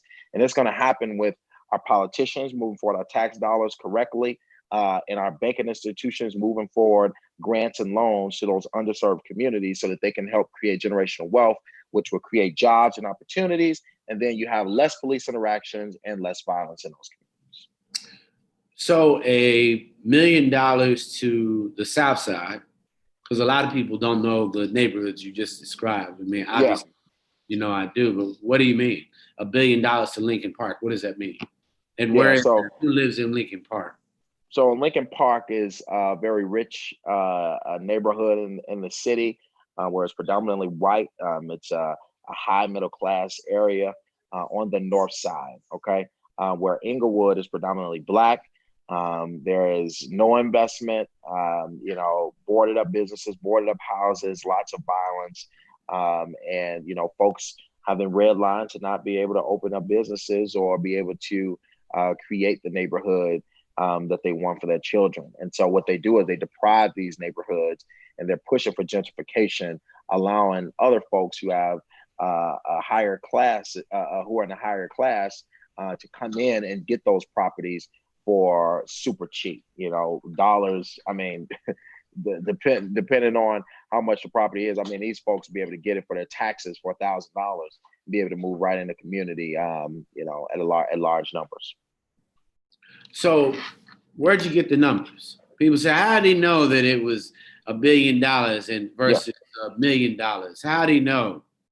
So actually, WBZ here in Chicago did a scathing report on all of the 12 top banking institutions that lend. And that report can be found on WBZ, and it's called Where Banks Don't Lend. And they've been doing extensive research and pulling all of the numbers on lending since 2012. And so the scathing report came out the first week of June. We've been holding accountable Chase. Chase has came to the table and they've admitted those numbers. They said that they need to do better. And we're now trying to press them to move for reparations. So when you think about the fact that 1 million, 4 billion in media, just so you and I are together, so that we know, Disney writes off 500 million from Vice, writes it off. Wait, say that one more time. Disney writes off. Oh, Disney, yeah. 500 million. Yep. So we should at least get what, 50 million just for Black-owned media? I mean, they wrote it off. They literally wrote it off. Okay, we wrote it off. $500 million.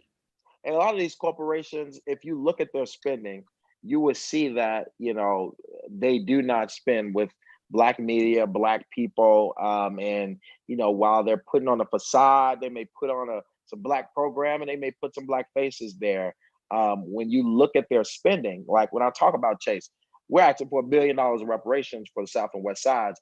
But if you look at their spending, they're spending billions on consultants and advertisement and all of that. You're asking them if they're advertising with Black-owned media? That is another thing that we're gonna push them on, and they aren't, and I know that. And so when we are and one thing that I'm pushing Black folks to understand, with this George Floyd situation, because all of this ties into the economics of these communities, right? They were literally talking about a guy who they thought had a $20 counterfeit bill, right? These are all folks in survival mode that police have interactions with, and it just ends tragic. And it all boils down to the economics of our communities. And so I'm pressing Black folks to understand where your dollar is going. Where every dollar of your money that you work for, that that your company makes, whatever, you should know where it goes. All right. So if you give it to an institution that is racist towards your community, or that is not putting in a black media, that's not putting in the black community, is not being philanthropic with black nonprofit organizations, then you are funding your own oppression in some way. And so I'm trying to get people to understand that, because if we spent our dollar where only we could benefit, right, like other communities do, whether it is black businesses, whether it's donate to black media, or donate to black nonprofits, then we will see a lot of things progress in our communities. But we always spend our dollars with outside corporations that are not black owned, and they don't spend it right back with us. And we have to stop that cycle. So when you think about that, coming back to housing, how has that hurt Inglewood? Because some people don't have a picture. Yeah. That's why I'm asking. Not so much that I might not have an idea, but I know you're able to articulate why and what is the impact of $1 million versus $1 billion. Yeah, when you look at that, you are basically saying to, and what JP Morgan Chase did, and let me just use this one neighborhood as an example, Chatham. It's a neighborhood called Chatham, which is a predominantly black middle class neighborhood where properties are. The Target left. Yeah, and so the Target did leave, and so it's a predominantly middle class black neighborhood where homes are maybe $150,000 to $250,000. They were doing on average 3 loans in Chatham, right, a year. And so when you look at that, you first of all, you just know that it's just super racist, because you're gonna make your money back in Chatham, because a lot of these folks are middle class folks who live in Chatham. But second of all, what it does is deprives folks from being able to create generational wealth. It deprives folks from being able to own their own homes, right? And if we can own our own homes, we can have equity, we can pass things down to our kids. It's depriving, and when you look at their lending, and it's not just in home loans, it's in business loans, and you're depriving folks from being able to create generational wealth that way and be able to own family businesses and pass down businesses and to their kids, just like every other community does. And so that impacts the neighborhood, because we don't have dollars circulating in the community. When you got dollars circulating, when you don't have dollars circulating in the community, you're depending on these large big box corporations to come into the community. And if they don't, now the community is underserved. Now the community has nothing. It has businesses that are not succeeding, so they shut down and they're boarded up. You got houses that are boarded up because we're not able to buy them. And folks that don't want to come in and buy these properties. And so, it just leaves a huge impact on Black communities in the city when banks don't lend correctly or give the way that they should. Well, I believe that in addition to that, it's plus, plus, plus, plus, plus, plus, plus, plus. Right. At the end of the day, if you have equity but can't get along on your real estate, then you can't acquire a company. Right. And it's not, it's one thing to say, oh, here's generation, but if I've got $500,000, then all of a sudden I can buy my own McDonald's franchise and not only still pay my house note, but grow wealth for my community and my family and employ people that look like me. Right. Because our lack of employment, there you go, the inability of our community to be able to create it. Right. Yep. So it's no longer the idea of, oh, I just want a house loan for a house loan. No, we deserve a home. Yep. We also deserve to be able to build wealth enough to be able to acquire other businesses. There you go. Yep. I think the advent of the question, which I applaud the question, because this is not the moment to be silent. No. This is not the moment not to ask and educate. And I think on top of that, I think the ask is, how many branch managers in Chicago at that particular bank call their business customers for PPP loans? There you go. Hey, and that is that's another big thing. So what's happening with Chase also is a lot of small businesses who are denied for PPP are now coming together and shutting their accounts down and doing a big media thing. That should be happening next week, because what you saw was Chase was not funding PPP loans that were at small numbers. So 10, 15,000, 20,000, 25,000. They only wanted to fund businesses who are taking out large amounts. And of course, that drastically affected Black businesses. And a lot of these Black business owners have bank relationships with Chase. That's the biggest thing, is that how do I have a relationship with you? And I put my money in your bank, and I can't come to you and ask you for nothing. I need PPP. Or we don't want to fund that small amount. I need a home. We don't want to let you buy a home in this neighborhood. We might give you one if you go to Lincoln Park, but your percentage rate is going to be higher. Oh, I need an auto loan. We're not going to get an auto loan. So how do you have a relationship with Chase? And or some of these other, Bank of America was second on the list, but Chase had a worse record, and they own most of the market, 22% of it.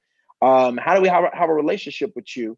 And I can't even come to you for nothing that I do. Once again, that's funding your own oppression, and it's just not okay. So they didn't fund a lot of PPP loans for smaller businesses, which happen to be Black-owned businesses, because there's not a lot of Black-owned businesses who are able to get large amounts of PPP, because a lot of them are not supported enough to have grown to that size to get that money. So when you look at the vast majority of Black business owners who got PPP, the majority of them were small, on the smaller end of amounts, and Chase didn't want to fund them. So we've got housing, we've got business loans, and we've got a community that needs to address its oppressor. Yep. How do you recommend in the uprising right now, even in Chicago, that the message gets out right now? How do we want our community to support itself and post with a purpose to support you? Yeah. Well, first of all, I think at this time, everyone should be trying to figure out what role that they play in this movement. Everybody got a role to play. We all have, probably, hopefully, the majority of us have the same mission in taking down these oppressive systems that have held us down so long.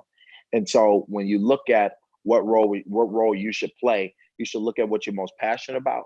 You should look at your time commitment and how you can make sacrifices to contribute to the progress of communities that your kids are going to have to live in.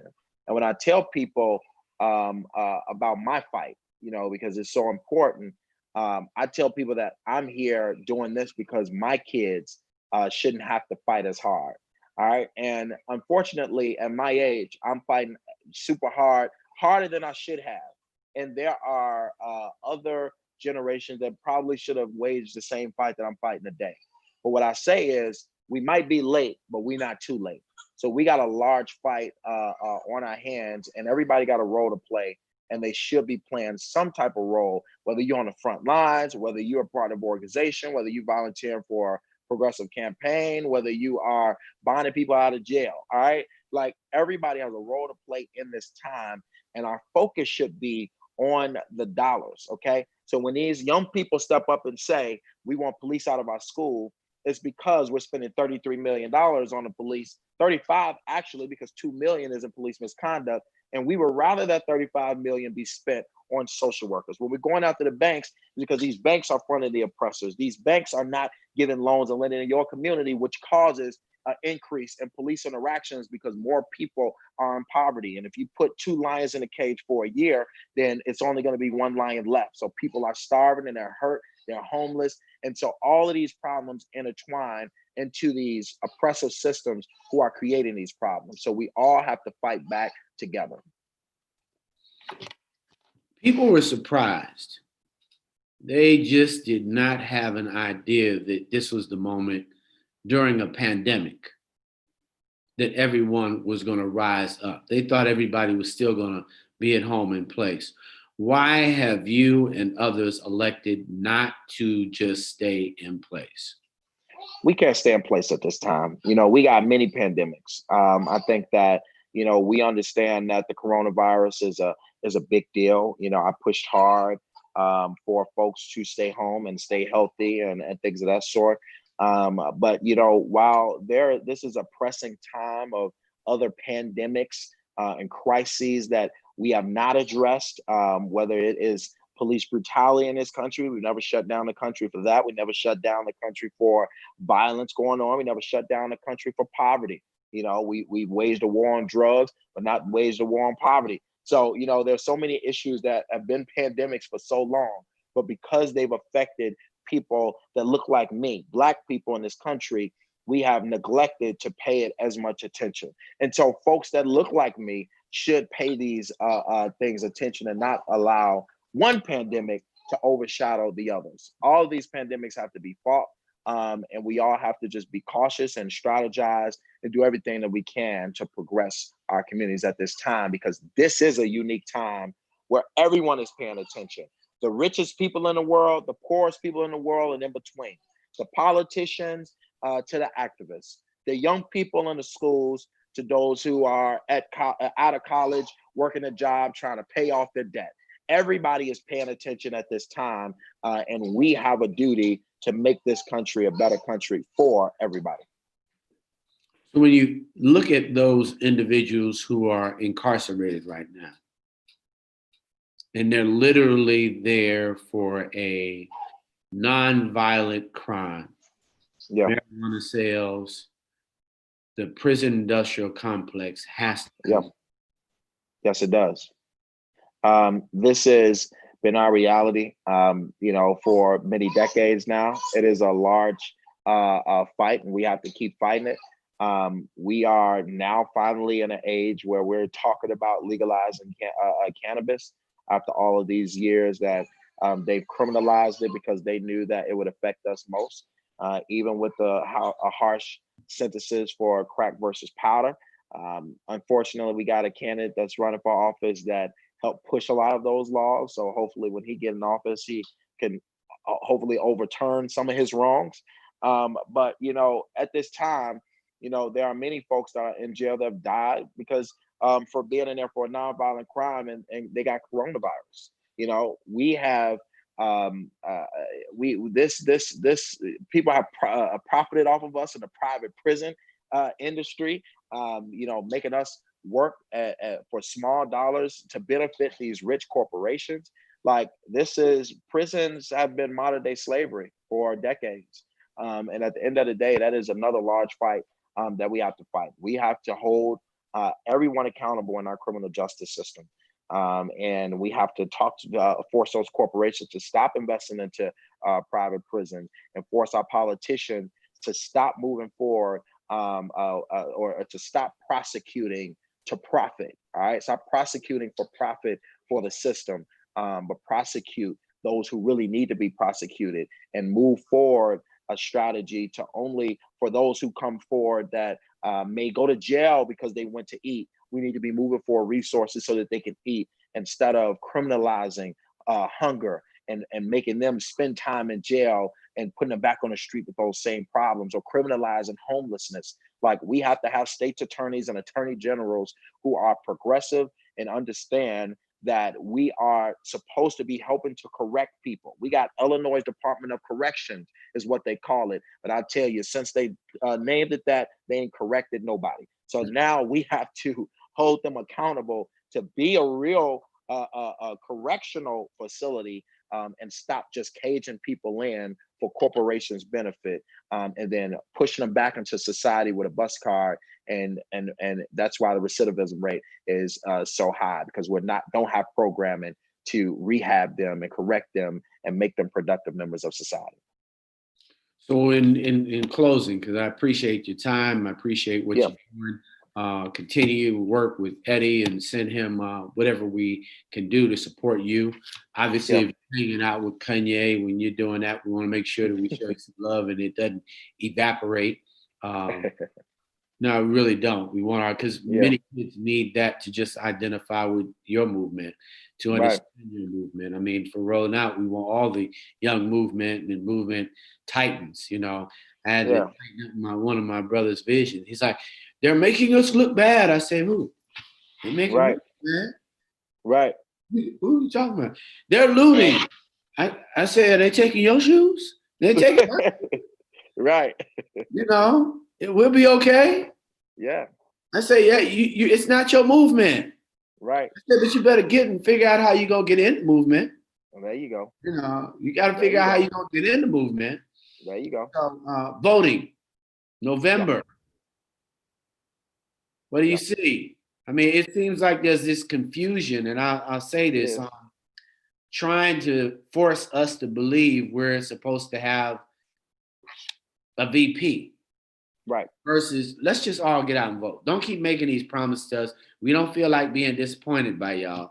What's your take on all this? Well, you know, this whole process has been a sham since the beginning. The Democratic Party needs to be, you know, just totally revamped. Perez, the head of the DNC, needs to be removed after this election. And there are many other heads of the Democratic Party or local chairs that need to be removed. We have to move this party forward. At the end of the day, we cannot continue to say, put up our middle finger to the young people of this country, to not move forward policies that really matter to people who are paying attention, not move forward a healthcare policy that has not worked for everyone. That is 70% of folks that have been polled in America want, right? Like Medicare for all. And leaving Gen Z to have to be hundreds of thousands in debt and student loans. The Democratic Party is a sham. This whole election has been horrible. But you know, as everyone know, I was a spokesman for Bernie Sanders for both elections. But I'm not here. I don't have any biases here, okay? Because I just don't believe in what the direction of the party. We have Joe Biden now, and unfortunately, we are going to have him for 4 years. But I think that we have to hold him accountable and create an agenda that matters to us. All right. Now is not the time for us to cry about it. We got to create an agenda and force him into the corner to adopt that agenda. That just hasn't happened. Joe Biden have not moved forward any policy that anybody can say, wow, this is going to happen. We're literally voting based off identity because we hate Trump. Let's not do that again in the next 4 years. Right now, we got to do what we got to do. We got to vote. But in the next 4 years, we're supposed to have some vibrant candidates that are speaking for the progress of communities all over this country. And, you know, hopefully Joe Biden picks somebody as VP that don't disappoint. But the reality is he's disappointed at every moment. Even coronavirus, when he only had the campaign in his basement, he couldn't even do that. All right. So I just hope that he just chill to November, go ahead and win this election, get y'all 4 years out the way. And let's revamp this party and move forward a person that is going to be bold in how they're going to help progress America and progress Black communities. But I'm pushing young people to vote. I think a lot of young people are not excited to vote because of their candidates, just like it was in 2016.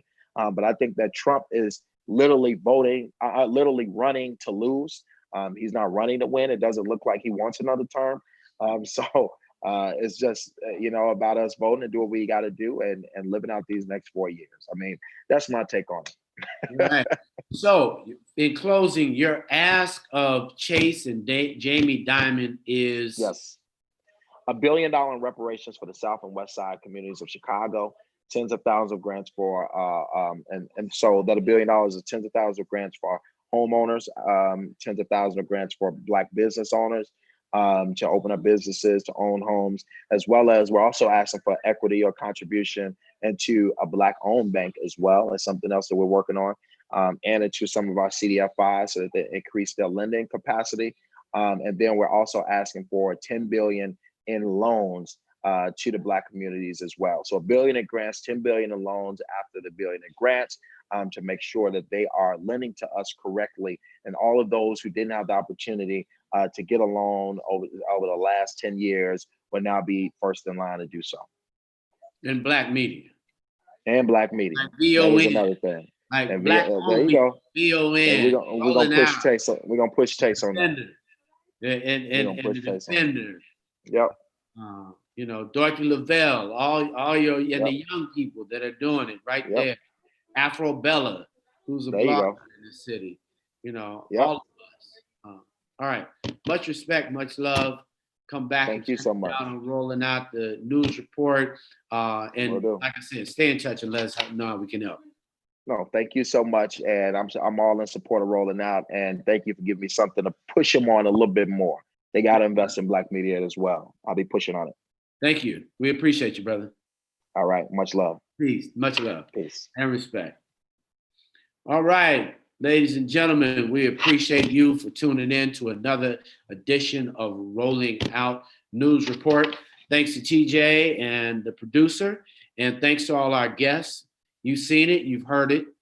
You do not have to be in the streets, but you do have to be in the struggle. I'm Munson Steve, and good night.